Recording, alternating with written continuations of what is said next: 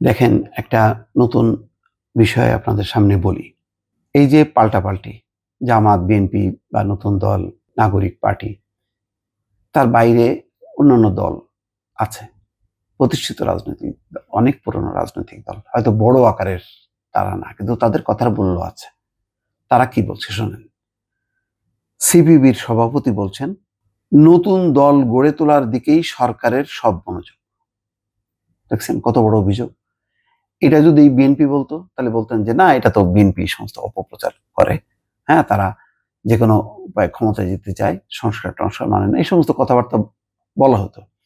আপনি এখন সিপিবির সভাপতি, তিনি তো আর বিএনপির সভাপতি না। তিনি কি বলছেন?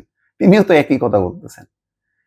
তার মানে একটা পারসেপশন কিন্তু তৈরি হয়েছে যে সরকার নতুন দল গড়ার দিকে মনোযোগ বেশি, নতুন দলকে প্রমোট করছে, নতুন দলকে খামাখা কিছু মানে এমন প্রশ্রয় দিচ্ছে, সেটা খুব ভালো জিনিস হচ্ছে না। নেতিবাচক প্রভাব পড়ছে সমাজে, মানুষের মনে, এবং একটা নেগেটিভ মনোবৃত্তি নিয়ে মানুষ দেখছে ছাত্রদের নতুন দলকে, এবং সেই দলকে পৃষ্ঠপোষকতা দিচ্ছে সরকার, অন্তর্বর্তী সরকার।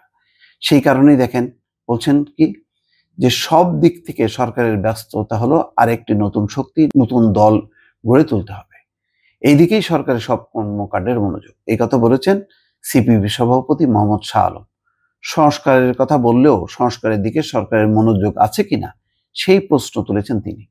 আমিও তো তাই বলি, যে এই সংস্কার কমিশন যে 4টা রিপোর্ট দিল, সেই রিপোর্ট দেওয়ার পর এগুলির ব্যাপারে ধারাবাহিকভাবে প্রতিদিন প্রত্যেকটা দলগুলোকে এনে সেগুলো, যেমন ধরেন নির্বাচন বিষয়ে যারা দিল, সংবিধান বিষয়ে দিল, এই মিটিংগুলি ধারাবাহিকভাবে হচ্ছে না কেন, প্রতিদিন হচ্ছে না কেন? দ্রুত তো করা দরকার আপনার, সেগুলি তো হচ্ছে না। তো তার মানে একটা দিল, তারপরে আলোচনা হলো, তারপর 1 সপ্তাহ পর 15 দিন, আপনার কি এই সময় আছে নাকি আপনি একটা রেগুলার গভর্নমেন্টের মতো মনে করছেন আচ্ছা 5-10 বছর যাক এইভাবে তারপরে হবে? ঠিক বোঝা যাচ্ছে না। সেই সন্দেহ কিন্তু এখন অন্য দলের মধ্যেও সঞ্চারিত হয়েছে।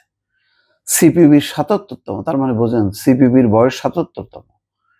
সিপিবির 77তম প্রতিষ্ঠা বার্ষিকী উপলক্ষে বৃহস্পতিবার বিকেলে রাজধানীর পুরানো পল্টনে দলটির কেন্দ্রীয় কার্যালয়ে এক আলোচনা সভায় তিনি কথা বলছেন।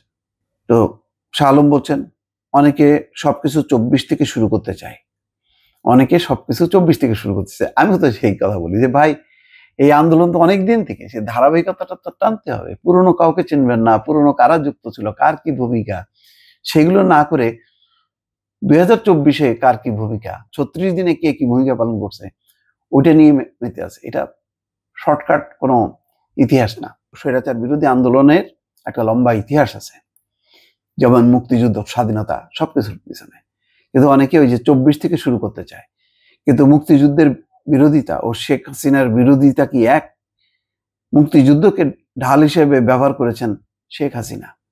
বিভিন্ন ঘটনার জন্য শেখ হাসিনার স্বৈরাচারী মনোভাব ও স্বৈরতন্ত্রকে দায়ী করে তিনি বলেন, ওরা যে ওরা মুক্তিযুদ্ধকে নিয়ে সাহস দেখাচ্ছে, 72-এর সংবিধানকে ছুঁড়ে ফেলে দেবে, 32 নম্বর ভেঙে দিচ্ছে, লালনের অনুসারীদের উপর আক্রমণ হচ্ছে, মাজার ভেঙে দিচ্ছে, একের পর এক ঘটনা ঘটছে, করতে পারছে কেন? এসবের দায় কার? এর জন্য দায়ী শেখ হাসিনা। শেখ হাসিনা ঠিকই, সে স্বৈরতন্ত্রকে এমন ভাবে পরিচালিত করছে, যার কারণে উগ্রবাদীরা এখন আশকারা পাইছে। তারা এখন বেপরোয়া, তারা দেখছে যে না, কোনো রেগুলার গভর্নমেন্ট নেই, সুতরাং সেইগুলো এখন তারা চর্চা করছে, যেটা নিয়ে ইতিমধ্যে বিতর্ক তৈরি হয়েছে। রুহিন হোসেন প্রিন্স কি বলছেন, ভোট হলে কিছুটা জবাবদিহির মধ্যে হয়তো আনতে পারবো, অপশক্তি অপকর্ম ঠেকাতে পারবো। হ্যাঁ, সেটাই তো। ভোট ছাড়া এই প্রশাসন দিয়ে এই আইন শৃঙ্খলা, এই পরিস্থিতি নিয়ন্ত্রণ করা এটা খুবই কঠিন।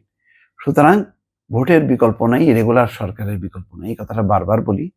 আর সরকার সেইটা বাদ দিয়ে একটা নতুন রাজনৈতিক শক্তি গড়ার মধ্যে দিয়ে নতুন একটি রাজনৈতিক দল ক্ষমতায় আসবে, এরকম হয়তো স্বপ্ন কেউ কেউ দেখছে, কিন্তু বাস্তবে সেটি করা অসম্ভব।